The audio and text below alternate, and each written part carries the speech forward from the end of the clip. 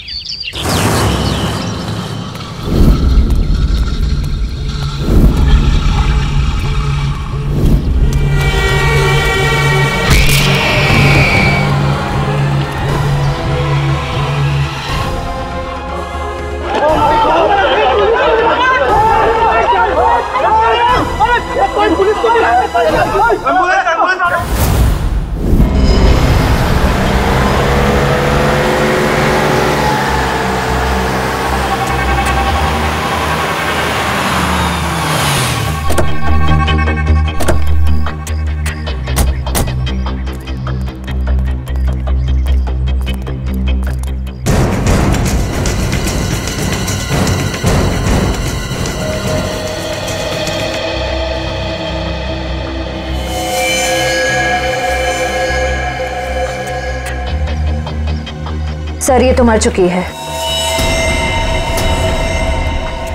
Ready, ambulance को phone करो। ये सब कैसे हुआ? मैंने देखा था सर। क्या हुआ था? सर, हमारे आंखों के सामने एक ट्रक आया और इस औरत को कुचलकर चला गया सर। श्रेया, कुछ मिला? नहीं सर, कुछ भी नहीं मिला। जब ये हादसा हुआ तब आप कहाँ थे? सर, हम लोग उस चाय की दुकान पर चाय पीने आए थे, तभी मैंने देखा सर कि ये औरत वहां से भागती हुई आ रही थी सर।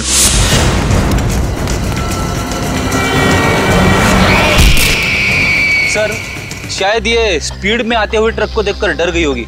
इसे पता ही नहीं चला होगा कि क्या करे। पर उस ट्रक ड्राइवर को तो पता होना चाहिए था कि उसे क्या करना है। वो ब्रेक लगा सकता था, ट्रक को दूसरी ओर मोड़ सकता था, या फिर एक्सीडेंट के बाद पुलिस स्टेशन में जाके अपने आप को सरेंडर कर सकता था। एक औरत को ठोकर मार के भागना ये कहाँ की इंसानियत है? सर, वो इंसान नहीं, हैवान था सर। वो ट्रक को फुल स्पीड में लेकर आया सर और इस औरत को कुचलकर चला गया। तुमने उस ट्रक का नंबर नोट किया? नंबर देखा था? हाँ सर।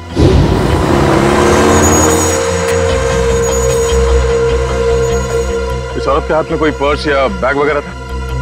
नहीं सर। लेकिन सर, इस औरत के हाथ में एक बच्चा था। क्या? इस औरत के हाथ में बच्चा था? हाँ सर, इस औरत के हाथ में एक बच्चा था और ये बच्चों को लेकर भाग रही थी। लेकिन सर, जब एक्सीडेंट हुआ तो इसके हाथ में कोई बच्चा नहीं था। सर, बच्चा था इसके हाथ में। और एक मिनट, आप ठीक से याद करके बताओ, आपने क्या देखा था?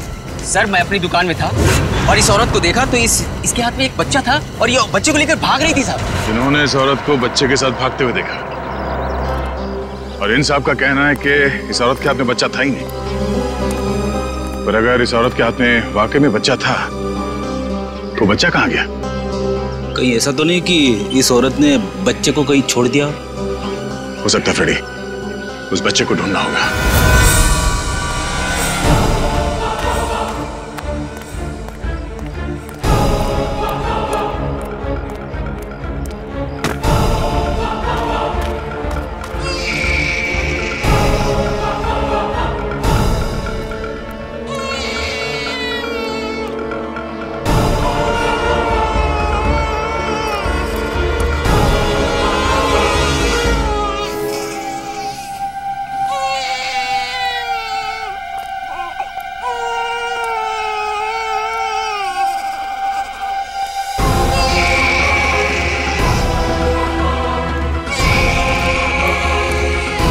आप रेडी?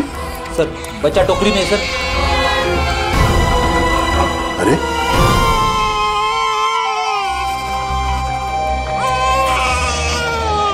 उस औरत ने बच्चे को यहाँ पे टोकरी में छोड़ दिया। लेकिन सर, कोई अपने बच्चे को इस तरह टोकरी में छोड़ के क्यों जाएगा? हाँ साहब, कहिए। ये बच्चा यहाँ इस टोकरी में कैसे आया? बच्चा? हाँ सर, मुझे नहीं पता, मैं तो अपनी दुकान लगा रहा था, फल लेने गया था। इसका मतलब है मरने से पहले इस औरत ने इस बच्चे को यहाँ टोकरी में रखा। हमें उस मरी हुई औरत का पता लगाना है और ये बच्चा। इस बच्चे को हम अपने साथ लेके चलते हैं। इस बच्चे का ख्याल रखना हमारा फर्ज है। पहले ये पता करते हैं कि इस बच्चे के परिवार में है कौन? सर, उस औरत के बैकग्राउंड के बारे में तो कुछ पता नहीं चला, पर डॉक्टर सालुंके ने कुछ जरूरी बात पता लगा ली है। वो क्या? दया, इस औरत का और उस बच्चे का खून का कोई रिश्ता नहीं। क्या? इस बच्चे का और उस औरत का डीएनए मैच नहीं हो रहा है? जी सर। इसका एक ही मतलब हो सकता है दया, उस औरत ने इस बच्चे को चुरा लिया और फिर वो भाग रही थी। हो सकता है सर। काम करना पड़ेगा, मिसिंग पर्सन ब्यूरो से पता लगाना पड़ेगा कि क्या किसी ने बच्चा गायब होने की रिपोर्ट दर्ज करवाई है क्या। और डॉक्टर सालुंके का इस बच्चे की माँ के बारे में भी कुछ कहना है सर? क्या? इस औरत ने जो सैंडल पहने हुए थे, उस सैंडल के नीचे के हिस्से की तरफ हमें खून के कुछ अंश मिले। उस खून का डीएनए करने से पता चला कि उस खून का डीएनए और उस बच्चे के खून का डीएनए आपस में मैच होते हैं। और उस औरत की उम्र जिसका वो खून है लगभग 28 से 30 साल होनी चाहिए। खून के निशान? फिर जरूर इस बच्चे की माँ बुरी तरह से घायल हुई होगी। सर, हो सकता है उस अनजान औरत ने ही हमला किया हो बच्चे की माँ पर और बच्चे को लेकर भाग गई। सर, लगता है ये कोई बहुत बड़ी साजिश है। उस औरत का एक्सीडेंट नहीं बल्कि जानबूझ के खून किया गया है। सर, हमने आरटीओ में भी पता किया, ट्रक का नंबर उनके रिकॉर्ड्स में भी नहीं है। ये देखो बॉस, अब कोई प्रॉब्लम नहीं है। अरे प्रॉब्लम तो तब होगा जब बॉस का फोन आएगा। उसको क्या जवाब दोगे? ये काम अधूरा छोड़ दिया। सर, एक ऐसा सुराग मिला है जिससे पता चल सकता है कि ये औरत है कौन। वो क्या? ये उस औरत के कपड़े, इस पे लॉन्ड्री का टैग लगा हुआ है। बस सुबह इस टैग से पता लगाओ ये कौन सी लॉन्ड्री है, और इस लॉन्ड्री से हमें पता चलेगा कि ये औरत रहती कहाँ है। सर, तब तक मैं इस बच्चे को संभालूंगा सर, अपने घर पे। मैं इस बच्चे को अपने साथ रखना चाहता हूँ सर। सर, मैं भी आपकी मदद करूंगी।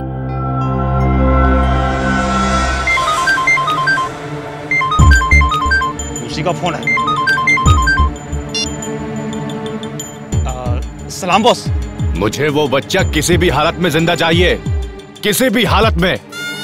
समझ गए तुम? जी बॉस।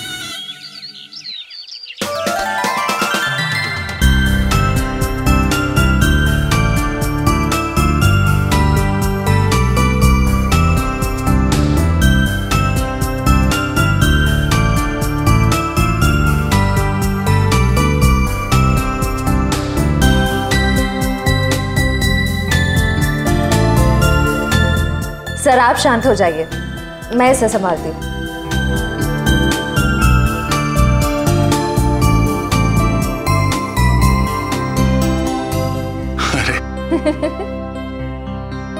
इतनी बात मेरी समझ में नहीं आई। ये बड़े से बड़े मुजरिम को मैं आराम से निपट सकता हूं, पर छोटे बच्चे को संभालना जरा मुश्किल काम है ना। सर, एक बात कहूं, आप कुछ भी कर सकते हैं। आपके लिए कोई काम मुश्किल नहीं है।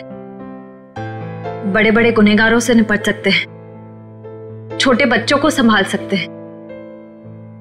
बस जरूरत है तो अपने अंदर छुपे हुए दया को बाहर निकालने की, जिसका दिल मोम जैसा है, जो सबकी कदर करते हैं, जो प्यार करना भी जानते हैं।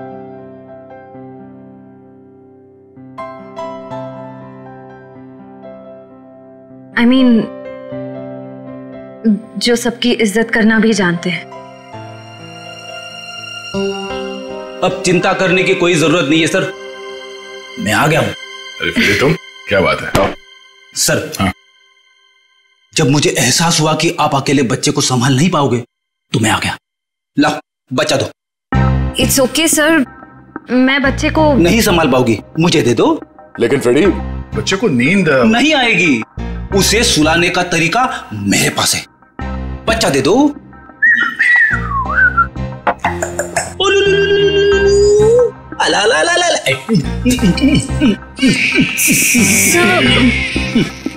फ्रेडी, क्या कर रहे हो? सर, छोड़ो और बच्चे को वापस दे दो श्रेया को। सर प्लीज, मैं संभाल लूंगी। कोई प्रॉब्लम नहीं है सर, बच्चे को चुप कराने का फॉर्मूला मेरे पास है। श्रेया, टीवी का रिमोट देना। अब देखना सर, ये कार्टून चैनल देख के बच्चा कैसा खुश होता है। कौन से नंबर पे?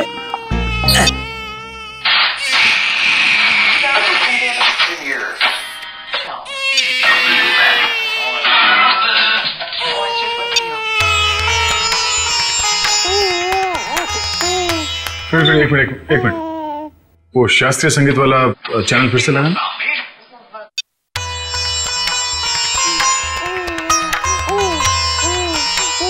सुरों की काफी समझ है इसे। हाँ सर, बड़ा होके बड़ा संगीतकार बनेगा। सब हो रही दुकान।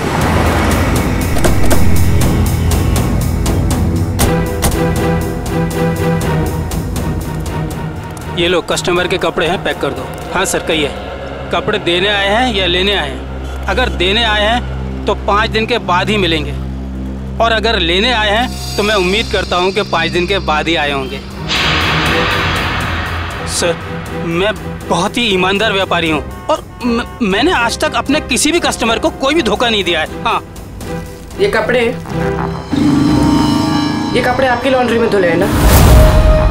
जी हाँ मैडम, ये हमारी लॉन्ड्री के ही हैं। आप यही जानना चाहते हैं कि ये कपड़े किसके हैं? समझदार लगते हो, बता। हाँ, 1 मिनट, रघु बुक दो। मिल गया सर। ये कपड़े किसी गोपी नाम की औरत के हैं। गोपी? एड्रेस भी लिखा होगा उसमें? नहीं सर, एड्रेस तो नहीं है, लेकिन फ़ोन नंबर है। दो।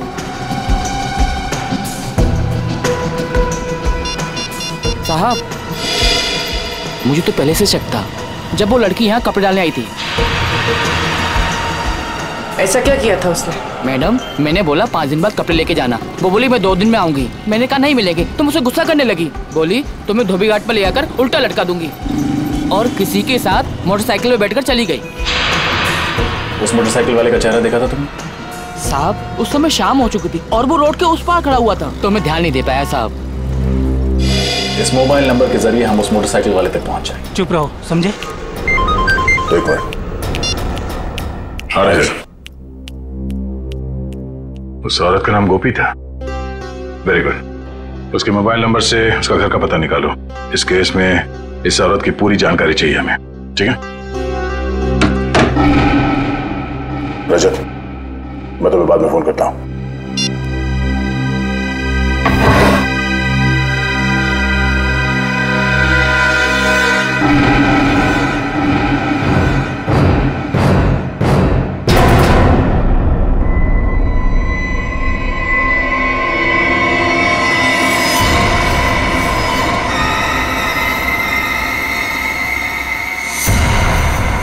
दया, तुम फौरन अपनी बंदूक नीचे रख दो, वरना इस लड़की का भेजा बाहर कर देंगे। दया, तुमसे हमारी कोई दुश्मनी नहीं है, बस ये बच्चा हमारे हवाले कर दो और अपनी जान बचा लो। अपनी जान की परवाह करने वाले कायरों को हम सीआईडी में भर्ती नहीं किया करते। अगर इस बच्चे को किसी ने छुआ भी ना, तो तुम सबकी अर्थी यहीं से उठेगी। अर्थी तो इस छोकरी की उठेगी दया। बस तुम कंधा देने के लिए तैयार रहो। बंदूक नीचे रखो, नीचे रखो बंदूक। सर, आप मेरी परवाह मत कीजिए, आप गोली चलाइए। चुप! दया, गन नीचे रख, नीचे रख गन दया, वरना इस छोकरी की खोपड़ी उड़ा दूंगा मैं। एक मिनट।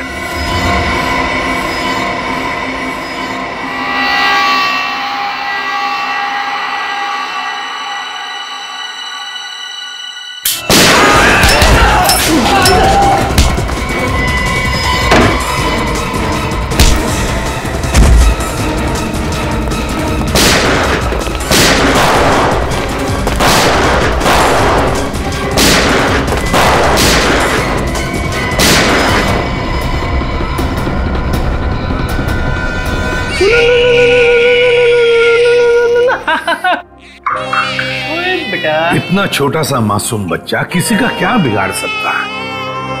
ये तो कोई राक्षस ही है जो ऐसे मासूम बच्चे पर हमला करने को देखता है। सर, उस गुंडे का क्रिमिनल रिकॉर्ड मिल गया। क्या नाम है उसका? उसका नाम शमी है और उस पे कॉन्ट्रैक्ट किलिंग और किडनैपिंग के 3 केसेस चल रहे हैं। कॉन्ट्रैक्ट किलिंग और किडनैपिंग? लेकिन ये सिर्फ कॉन्ट्रैक्ट किलिंग का केस नहीं है, ये कुछ और ही चक्कर है, कोई बड़ी साजिश है ये। सर मोबाइल कंपनी ने गोपी का जो एड्रेस दिया था वो गलत है सर। गलत है? हाँ सर। मतलब सर ये सब पहले से प्लान था?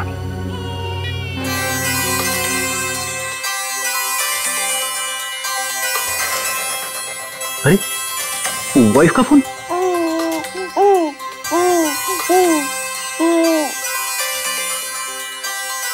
कैसी लगी ट्यूब? अच्छी अच्छी अच्छी। सर, कल रात दया सर के घर पे टीवी पर जब शास्त्रीय संगीत आ रहा था तब बच्चा अचानक से शांत हो गया और मुस्कुराने लगा। अच्छा, वैसे आमतौर पे इस तरह की धुन सुनकर बच्चे उछलने लगते हैं। हाँ, लेकिन अभी भी फ्रेडी सर की रिंगटोन सुनकर बच्चा कैसे खुश हो गया? सर हो सकता है कि जब से इस बच्चे का जन्म हुआ हो तब से ये शास्त्रीय संगीत सुनता आ रहा। हो सकता है इसके माता पिता में से कोई संगीतकार या गायक हो। कविनगर जाके पता लगाना पड़ेगा कि वहां पर कोई शास्त्रीय संगीत विद्यालय है क्या। ता थई तत थई ता थई तत थई ता थई तत थई तत थई ता थई तत थई ता थई तत। एक मिनट,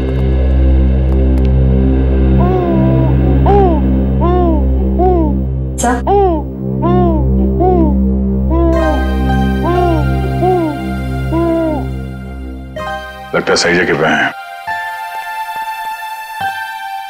नमस्ते। नमस्ते। अरे वाह, ये बच्चा तो बड़ा कोमल है, इसके पैर में कला भी नजर आती है, लेकिन नृत्य सीखने के लिए ये उम्र बहुत छोटी है। मास्टर जी, हम यहाँ बच्चे को नृत्य सिखाने के लिए नहीं लाए हैं। तो फिर इस नन्ही सी जान को आप यहाँ क्यों ले आए? हम लोग सीआईडी से हैं और एक केस के सिलसिले में आपसे कुछ पूछताछ करने आए हैं। ओह जी, पूछिए। जरा इस बच्चे को देखिए, आप पहचानते हैं इसे? देखा आपने इसे? जी नहीं, इस बच्चे को कभी देखा नहीं मैंने। आपने इस औरत को देखा है? अरे ये तो हमारे बगल वाली डे केयर सेंटर में काम करती है। Baby day care centre?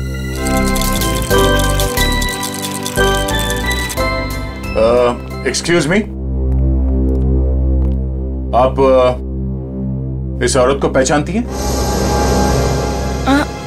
ये तो गोपी है, हमारे यहाँ आया का काम करती है, लेकिन हुआ क्या ऐसे? कल एक ट्रक एक्सीडेंट में उसकी मौत हो गई है। खैर, आप इस बच्चे के बारे में क्या बता सकती हैं? इसका नाम बॉबी है और इसकी माँ का नाम जूही है। ये एलएसटी सोसाइटी में रहती है। LST society?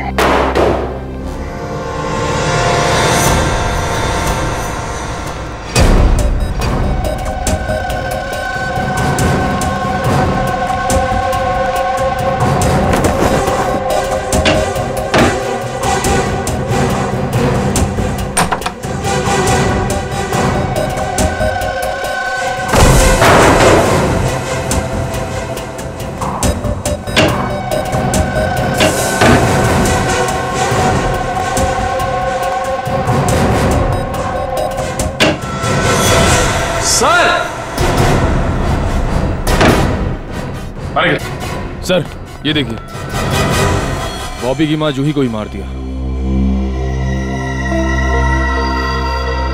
ये देखो, गोली गले और पेट पे मारी गई है। लगता है इसे मरे हुए भी काफी समय हो गया, खून पूरी तरह से सूख गया। सर, ऐसा लग रहा है मैंने इनको कहीं देखा है, लेकिन याद नहीं आ रहा कहाँ देखा है। सर वो देखिए,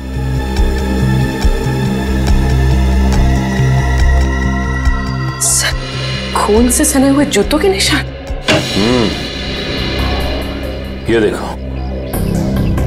पूर्वी, ये चप्पल के निशान तो बिल्कुल वैसे ही हैं जैसी चप्पल गोपी ने पहनी हुई थी। इस औरत ने जो सैंडल पहने हुए थे, उस सैंडल के नीचे के हिस्से की तरफ हमें खून के कुछ अंश मिले और वहां से भी हमें सूखा हुआ खून मिला था। अभी कोई संजोग तो नहीं हो सकता है ना सर? पर सर, गोपी तो गुनहगारों की साथीदार थी, वो खिड़की से बच्चे को लेकर क्यों भागेगी? ये समझ में नहीं आ रहा कि वो यहाँ आई क्यों थी। वो तो नर्सरी में आया का काम करती थी ना। मगर सर, जूही को मारने के बाद बच्चे को अगवा करने की क्या जरूरत थी? एक बच्चे से किसी का क्या फायदा हो सकता है? सर, लगता है ये जूही के पति की फोटो है। लेकिन ये जूही के पति की फोटो है नहीं, बल्कि थी। हॉल में इस फोटो पे हार चढ़ा हुआ था। एक काम करो, इस कमरे को अच्छी तरह से छान मारो, तो देखो क्या मिलता है। सर,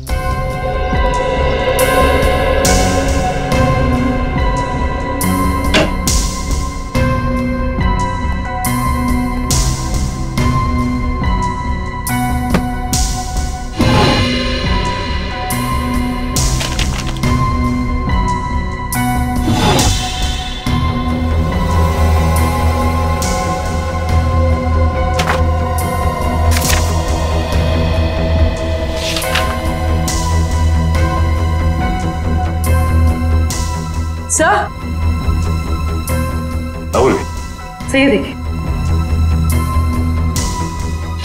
तो जूही एक एक्ट्रेस थी, इसीलिए उसने अपना पोर्टफोलियोज बनाया था। याद आया सर, मैंने इनको एक पंजाबी फिल्म में देखा था, उसमें हीरोइन थी। अच्छा? हाँ सर। इस घर का लिव एंड लीज एग्रीमेंट मिला है सर। सर ये वोटर आईडी है सर, इसमें इनका नाम जूही नहीं बल्कि असली नाम शीतल है सर। और ये जीवन शांति आश्रम का रिसीप्ट भी है सर। तो ये बात है, ये जूही उर्फ शीतल 5 सालों तक एक आश्रम में रह रही थी और 1 साल पहले ही आश्रम से बाहर आई है। मगर सर, एक फिल्म की हीरोइन 5 साल तक आश्रम में क्यों रहेगी? ये देखो, शीतल के पिता रविकांत का नाम लिखा हुआ है इस कार्ड पे। सर ये रहा डॉक्टर रविकांत का घर, बहुत बड़े साइंटिस्ट हैं।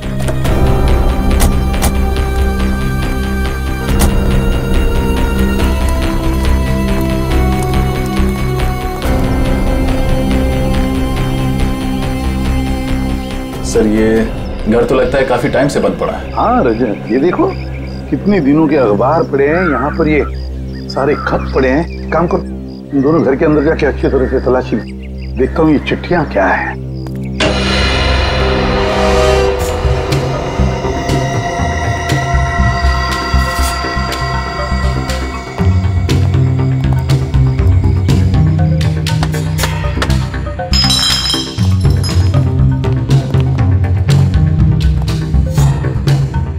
उससे पहले ही यहाँ कोई आ चुका है, शायद कुछ ढूंढने।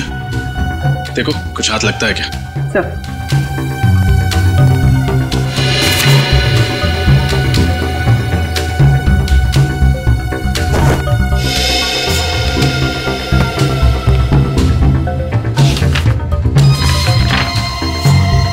Legal notice?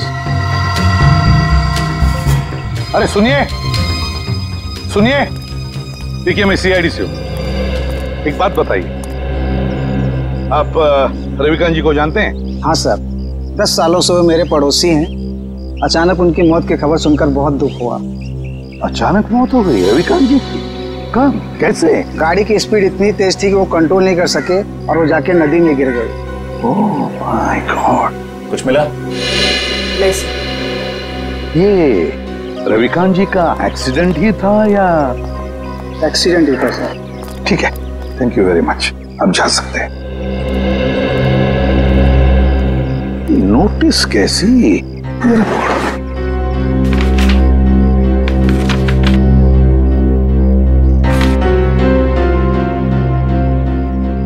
माय गॉड, तो रविकांत जी के घर की नीलामी की नोटिस है। सर इतनी जल्दी ही नोटिस? पिछले महीने तो रविकांत जी की मौत हुई थी। तो पूर्वी पिछले महीने रविकांत जी की मौत होगी, उसके बाद में उनकी बेटी शीतल की मौत। ये कोई कोइंसिडेंस नहीं हो सकता, कोई इत्तेफाक नहीं है, ये कुछ और ही चक्कर है। कुछ ना कुछ तो गड़बड़ जरूर है। और फिर अब शीतल के बच्चे की भी जान को खतरा है। इस रविकांत जी के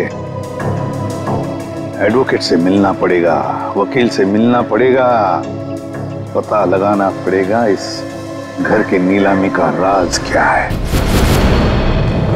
ओ, रविकांत जी की प्रॉपर्टी की नीलामी की नोटिस ये तो मैंने बनवाई है, लेकिन आपको कहां से मिली?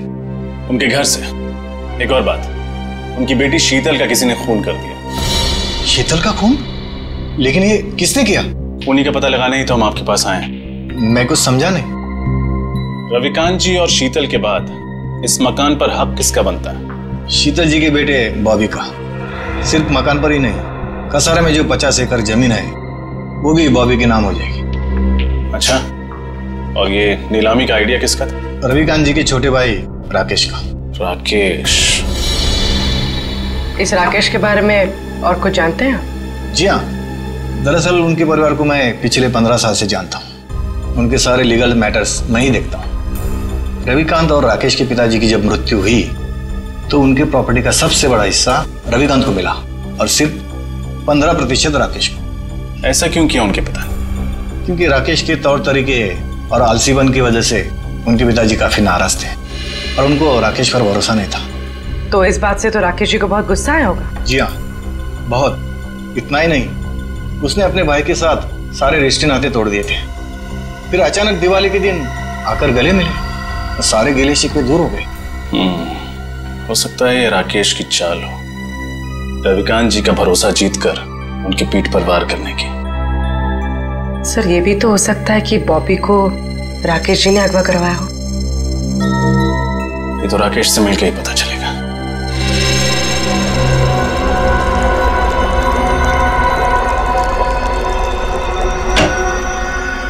Excuse me. जी कहिए। हम लोग सीआईडी से हैं। डॉक्टर रविकांत के बारे में तो आप लोग जानते ही होंगे।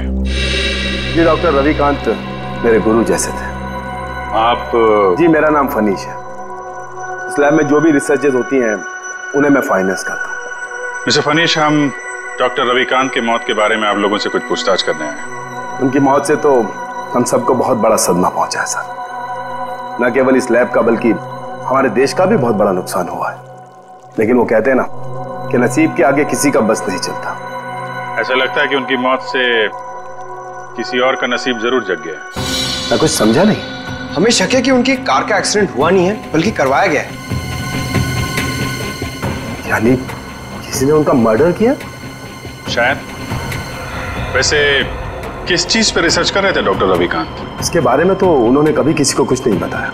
वो एक टॉप सीक्रेट रिसर्च कर रहे थे, इसीलिए उसका जिक्र उन्होंने कभी किसी को नहीं किया। सर, वो कुछ डरे डरे से रहते थे। क्यों? किससे? इसके बारे में उन्होंने किसी को बताया नहीं, लेकिन वो अपने जो रिसर्च के पेपर्स है ना, वो अपने केबिन के लॉकर में रखते थे और तकरीबन हर रोज वो लॉकर का पासवर्ड चेंज करते थे। पता नहीं क्यों। लगता है ये रिसर्च की वजह से उनका खून किया गया है। उनका केबिन दिखाइए जरा।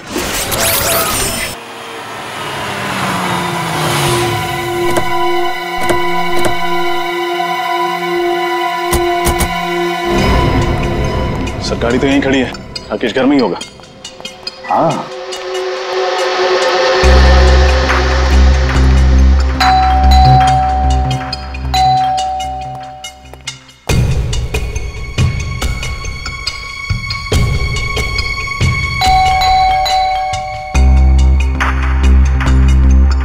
तो लगता है घर में कोई नहीं है, कोई दरवाजा नहीं खोल रहा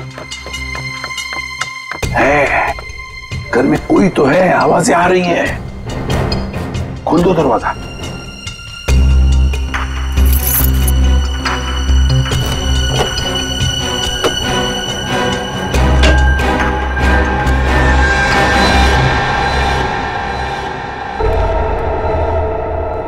संभल के। 3 खून किए उसने।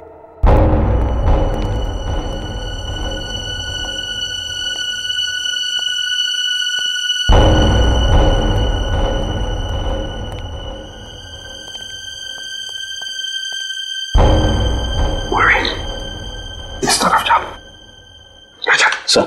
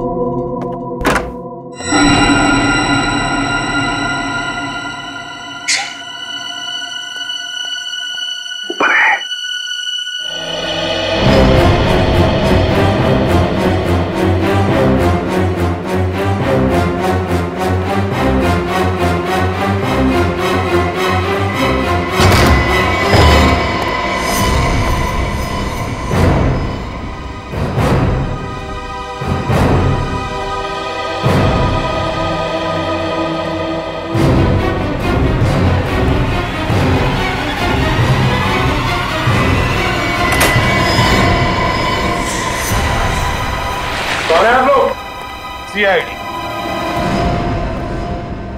लेकिन मैंने किया क्या है? किया क्या है? हैं? किया क्या है?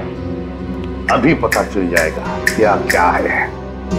इसके घर की अच्छी तरह से तलाशी लो। सर आप पूरे घर की तलाशी ले लीजिए, तो प्लीज मुझे ये तो बताइए कि मेरा गुनाह क्या है? रविकांत और शीतल को क्यों मरवाया तुमने? शीतल का कत्ल हो गया सर? कब और कैसे? कब और कैसे? बड़े भोले बनने की कोशिश कर रहे हो राकेश जी, हैं? सर प्लीज मेरा यकीन मानिए, इसके बारे में मैं कुछ नहीं जानता। झूठ झूठ बोल रहे हो तुम। रविकांत और शीतल को पहले मरवाया और फिर शीतल के बच्चे को अगवा किया। इस औरत को पैसे दिए थे ना तुमने ये सब करने के लिए? क्यों? नहीं सर, मैंने ऐसा कुछ नहीं किया। इस औरत को मैं पहली बार देख रहा हूं सर। सर मैं रवि भैया और शीतल का खून क्यों करवाऊंगा? इसलिए इस जायदाद के लिए। जायदाद के पेपर थे, है ना? क्यों? और तुम ये भी जानते थे कि रविकांत और शीतल की मौत के बाद ये सारी जायदाद शीतल के बेटे के नाम पर हो जाती, और अगर शीतल के बेटे का कुछ कम ज्यादा होता तो ये पूरी की पूरी जायदाद तुम्हारे नाम पर हो जाती। यही चाहते थे ना तुम? जी सर, लेकिन क्या? लेकिन क्या? लेकिन सर मैंने किसी का खून नहीं किया, और ना ही सर मैंने बॉबी को किडनैप करवाया। प्लीज मेरा यकीन मानिए। तुम्हारा यकीन करूं? क्यों? क्यों यकीन करूं तुम्हारा मैं? है? कोई सबूत है तुम्हारे पास? हाँ सर, एक मिनट।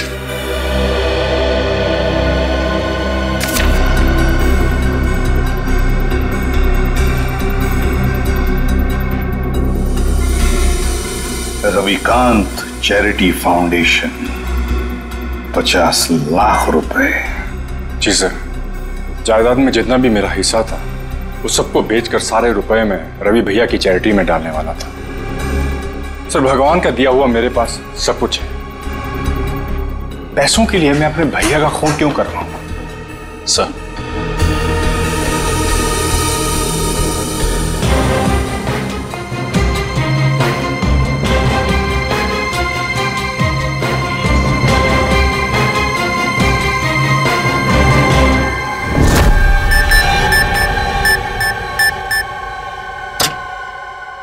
ये क्या? लॉकर तो खाली है। खाली है? अभिजीत, ये देखो अभिजीत, ये रिसर्च पेपर्स हैं, जला दिए गए हैं। वही पेपर है ना? हाँ सर, ये तो वही रिसर्च पेपर्स है जिन पर डॉक्टर रविकांत रिसर्च कर रहे थे, पर उन्होंने ये जलाए क्यों? शायद उन्हें डर होगा कि ये रिसर्च के पेपर किसी गलत हाथों में ना पड़ जाए। पंकज, मिला कोई? नहीं सर, सारी फाइल्स डिलीटेड है। एक फाइल है, इसको मैं खोलने की कोशिश कर रहा हूं सर, एक सेकंड। सर खुल गई। क्या है इसमें? पता नहीं, साइंस के आई थिंक कोई फॉर्मूलाज है, मेरे तो कुछ समझ में नहीं आ रहा है। मैं देखता हूं।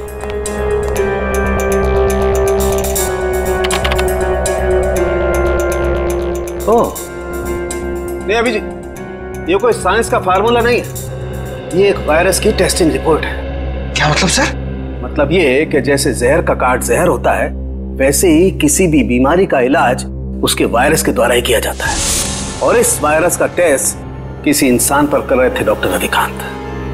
और कौन सा वायरस है ये? ये पेलकॉप नाम का वायरस है, बहुत रेयर किस्म का वायरस है, ज्यादा सुना नहीं है इसके बारे में। मगर सर ये वायरस टेस्ट किस पर कर रहे थे? माय गॉड, मैं समझ गया अभिजीत। अरे है कौन वो? अभी नहीं, 1 घंटे के बाद मैं तुम्हें ब्यूरो में मिलता हूं, कंफर्म कर लूं फिर बताता हूं। सचिन, पता चला डॉक्टर रविकांत लैब में क्या बना रहा था? नहीं सर, अब तक तो कुछ नहीं पता चला। सालुंके साहब कह के गए हैं कि 1 घंटे में वापस आता हूं। फिर बस पता चल गया, मैंने गुत्थी सुलझा ली। यार तू फिर बता ना सालुंके। बॉस, उस रिसर्च लैब में हमने जिस पेशेंट की रिपोर्ट देखी थी उसमें पोलकॉप नाम का वायरस था, ये कौन सा वायरस है? वही तो पता लगाना है, लेकिन एक टेंशन है बॉस। किस बात की टेंशन? बॉस मैंने जब पता लगाया तो पता लगा कि पोलकोप नाम का वायरस तो है ही नहीं। अरे तो फिर सालू के साहब उस मरीज के शरीर में ये वायरस आया कहाँ से? वही तो बॉस, मैंने जब उस बच्चे का ब्लड टेस्ट किया दोबारा से तो पता ये चला कि उसे हिस्लेक्सिया नाम की बीमारी है, सांस लेने की बीमारी, जिसका कहीं कोई इलाज नहीं है। लेकिन जब मैंने बच्चे का ब्लड टेस्ट किया तो पता ये चला कि हिस्लेक्सिया का असर उसके शरीर में, उसके खून में धीरे धीरे कम हो रहा है। वो कैसे? वही तो प्रॉब्लम है बॉस। जब मैंने बच्चे का ब्लड टेस्ट दोबारा से किया तो पता लगा कि उसके शरीर में अलग अलग किस्म के वायरस हैं, जिसकी वजह से हिस्लेक्सिया का असर उसके खून में धीरे धीरे कम हो रहा है। और इन्हीं वायरस में से पोलकोप वायरस भी है। मतलब वो टेस्ट रिपोर्ट बच्चे की थी? हाँ बिल्कुल। मतलब ये जो कुछ भी हुआ है इस पोलकोप वायरस की वजह से ही हुआ है। कोई तो है जो इस पोलकोप वायरस पर कब्जा करना चाहता है। हाँ सर, डॉक्टर रविकांत ने वायरस के सारे सैंपल और रिसर्च के सारे मटेरियल तबाह कर दिया, बर्बाद कर दिया सर। अब ये वायरस सिर्फ बच्चे के अंदर है। मतलब सचिन, बच्चे की जान को खतरा है।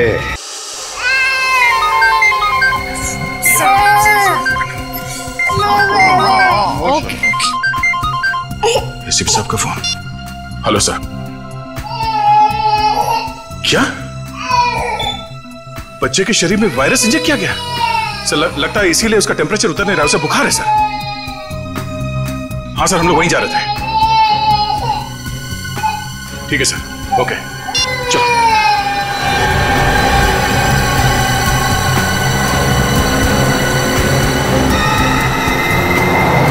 चलो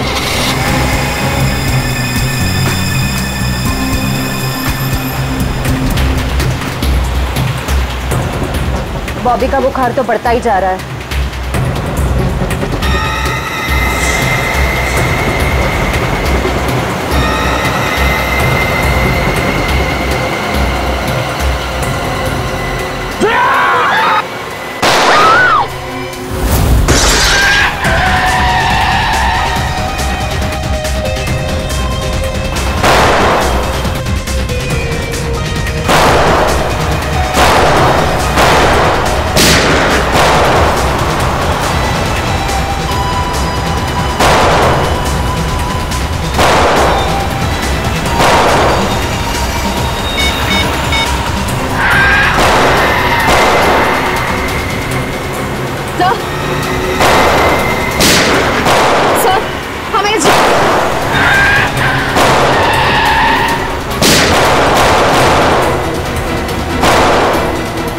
श्रेया तुम ठीक हो?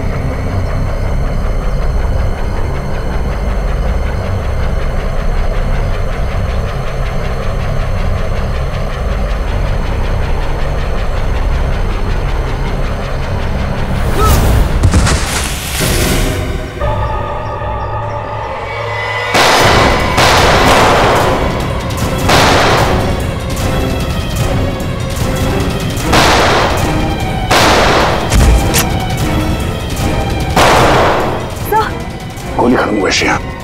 रख, तेरा खेल खत्म हो गया। चल कर नीचे रख। लड़की को दे, मेरे को दे, बच्चा मेरे को दे, दे।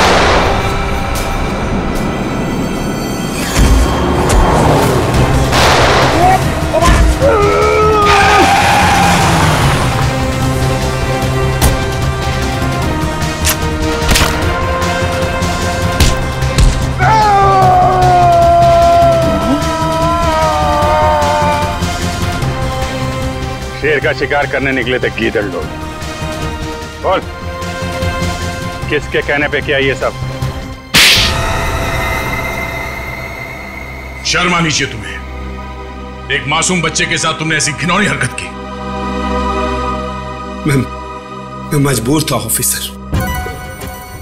मैंने डॉक्टर रविकांत की रिसर्च पर लाखों रुपए खर्च किए, यह सोचकर कि रिसर्च कामयाब होगी तो मैं करोड़ों रुपया कमाऊंगा, मेरी कंपनी के शेयर्स फिर से टॉप पर आ जाएंगे। लेकिन डॉक्टर रविकांत अपने इन्वेंशंस तुम्हें नहीं बल्कि सरकार को देना चाहते थे, ताकि हमारे देश के आम लोगों को फायदा हो। पर यह बात तुम्हें बर्दाश्त नहीं हुई। कैसे बर्दाश्त होती सर? लाखों रुपए का जुआ मैंने खेला, सारा रिस्क मैंने अकेले ने उठाया, और डॉक्टर रविकांत वो फार्मूला गवर्नमेंट को देना चाहते थे, जो मुझे उसके लिए फूटी कौड़ी नहीं देते थे। और ये बात उन्हें समझाने की मैंने बहुत कोशिश की, और उन्होंने मेरी एक नहीं सुनी सर। बॉबी को अगवा करने का प्लान तुम्हारा ही था ना? हाँ सर, और जब मुझे पता चला कि डॉक्टर रविकांत ने वो वायरस बॉबी की बॉडी में इंजेक्ट कर दिया है, तो मैंने गोपी को आया बनाकर वहां भेजा और बॉबी को अगवा करने का प्लान बनाया। लेकिन जब गोपी को तुम्हारे घिनौने इरादों के बारे में पता चला, तो उसके अंदर की ममता जाग गई और वो बॉबी को लेकर भाग गई। और उसी की बेवकूफी की वजह से मेरा सारा प्लान चौपट हो गया। अपनी मौत की वो खुद जिम्मेदार है। तुम जैसे हैवानियत के पुतले इंसानियत के बारे में कभी समझ नहीं पाओगे। तुम्हें तो ऐसी सजा होनी चाहिए जिसे देखकर हैवानों की रूह कांप उठे।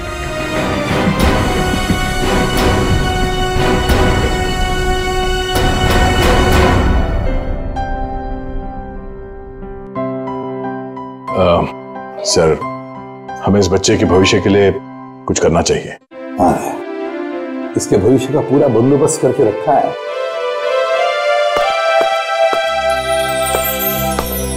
सर जी, सर जी, आज के बाद बॉबी को मैं संभालूंगा, अपने भाई के बेटे की तरह नहीं, बल्कि अपने बेटे की तरह से बड़ा कर।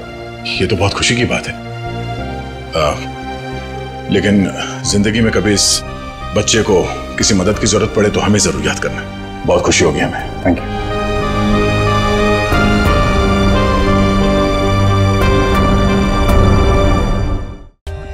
For more updates, subscribe to our channel, click the show links and enjoy watching the videos.